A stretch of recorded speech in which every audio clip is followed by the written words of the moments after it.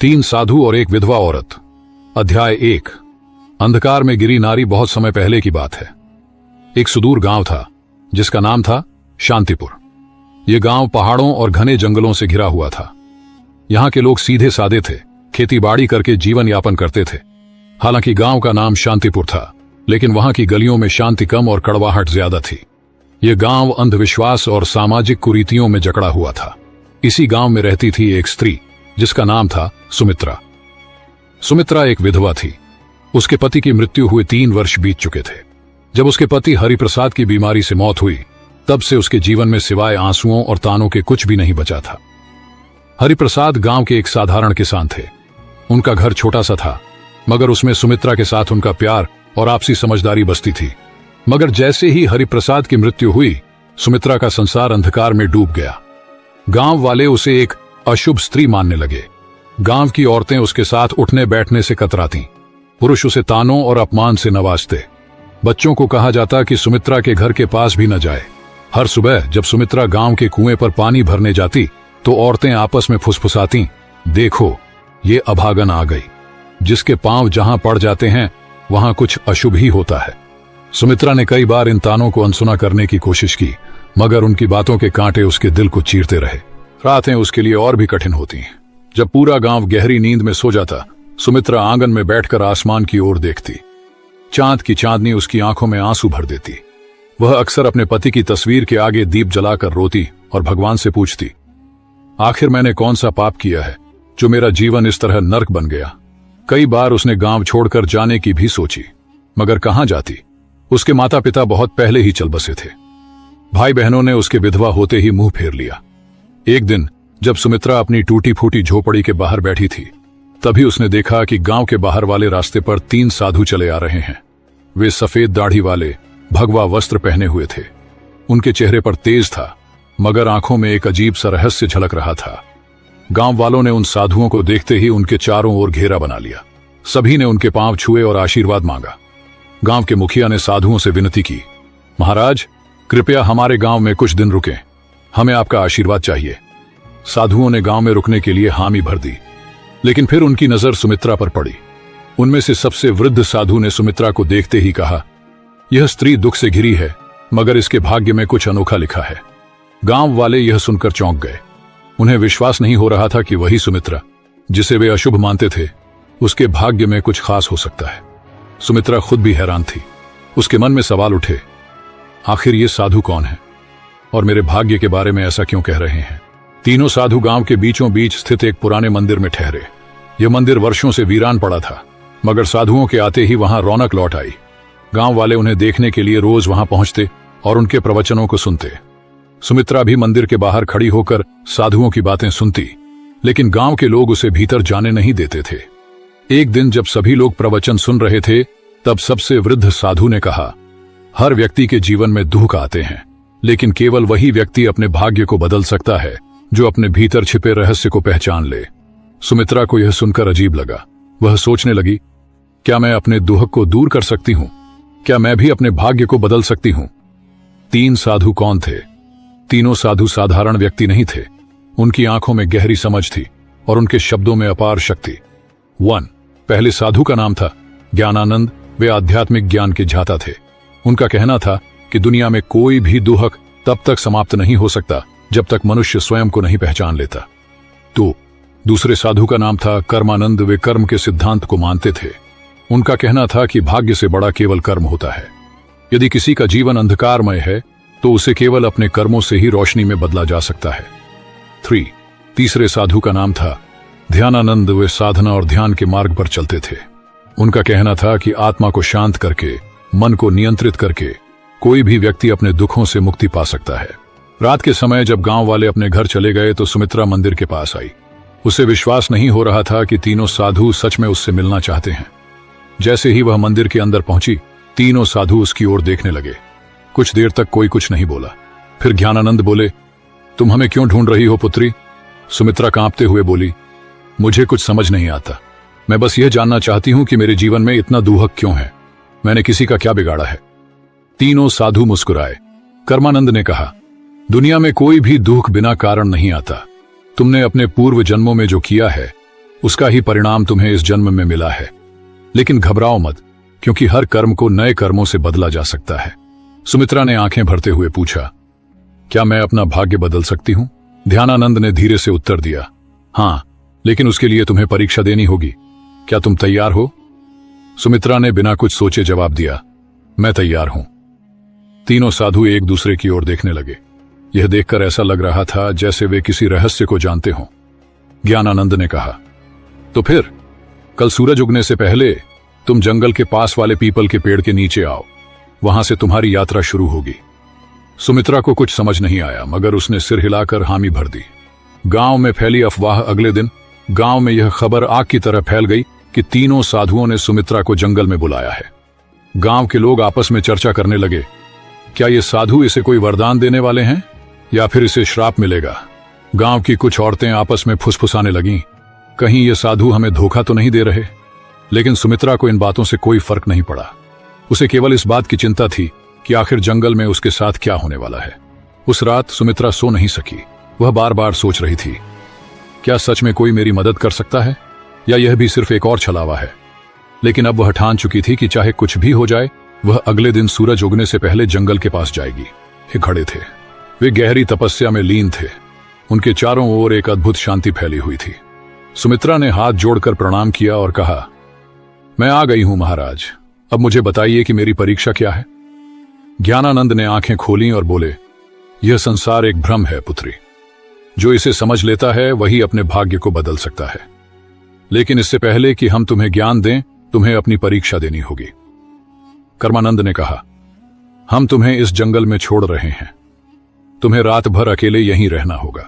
ये जंगल बहुत रहस्यमयी है। यहां जंगली जानवर भी हैं और अदृश्य शक्तियां भी।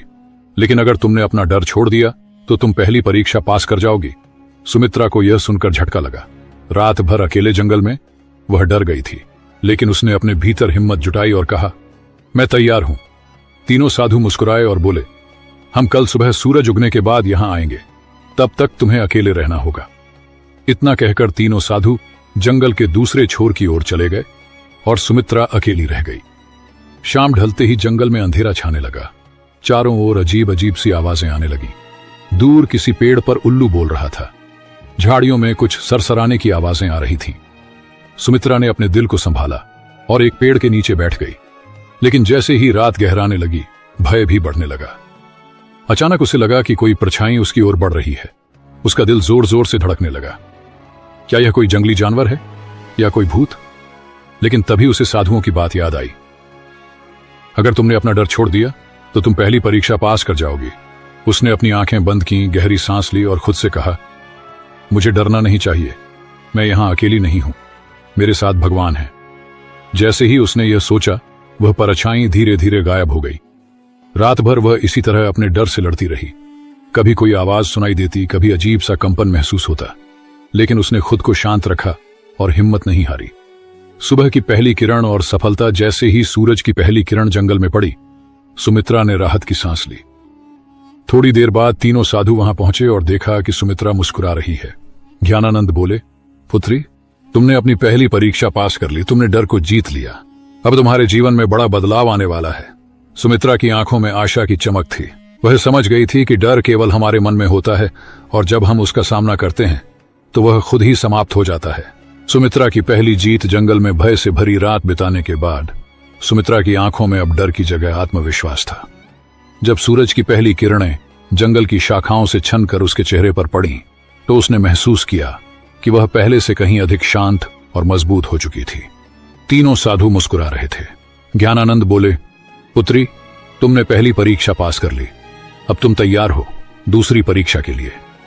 सुमित्रा ने विनम्रता से सिर झुकाया और कहा, मैं तैयार हूं महाराज। 3 साधुओं का रहस्य। तीनों साधु सुमित्रा को लेकर एक पहाड़ी के ऊपर बने एक पुराने मंदिर में गए। यह मंदिर देखने में साधारण था, लेकिन वहां एक अजीब सी ऊर्जा महसूस हो रही थी। जैसे ही सुमित्रा ने मंदिर के द्वार पर कदम रखा, उसे अपने शरीर में एक हल्की कंपन महसूस हुई। तभी ध्यानानंद ने कहा, अब समय आ गया है कि हम तुम्हें अपने वास्तविक स्वरूप के बारे में बताएं। सुमित्रा चौंक गई। आपका वास्तविक स्वरूप? ज्ञानानंद ने अपनी आंखें बंद की और अचानक उनके शरीर से एक तेज प्रकाश निकलने लगा। उसी क्षण कर्मानंद और ध्यानानंद भी प्रकाश से घिर गए। कुछ ही क्षणों में उनके सामने साधारण मनुष्यों के बजाय 3 दिव्य प्राणियों की आकृतियां खड़ी थीं। वे देवता थे। सुमित्रा विस्मय से देखती रह गई। वह कुछ कह ही नहीं पाई। कर्मानंद बोले, हम साधारण साधु नहीं हैं पुत्री। हम तीनों ब्रह्मा, विष्णु और महेश के दूत हैं और इस पृथ्वी पर कुछ विशेष उद्देश्यों के लिए आए हैं। ध्यानानंद आगे बोले, हमें आदेश मिला था कि हम किसी ऐसे व्यक्ति की परीक्षा लें जो सच्चे मन से अपने भाग्य को बदलना चाहता हो, और हमने तुम्हें चुना। सुमित्रा की आंखों में आंसू आ गए। उसे अब समझ में आ रहा था कि ये साधु कोई आम संत नहीं थे। दूसरी परीक्षा, त्याग और समर्पण। ज्ञानानंद ने कहा, तुमने डर पर विजय पा ली, लेकिन अब तुम्हें एक और परीक्षा देनी होगी, त्याग की परीक्षा। सुमित्रा ने पूछा, क्या त्याग करना होगा? कर्मानंद बोले, तुम्हें अपने सबसे प्रिय वस्तु का त्याग करना होगा, वही वस्तु जिससे तुम्हारा सबसे अधिक लगाव हो। सुमित्रा सोच में पड़ गई।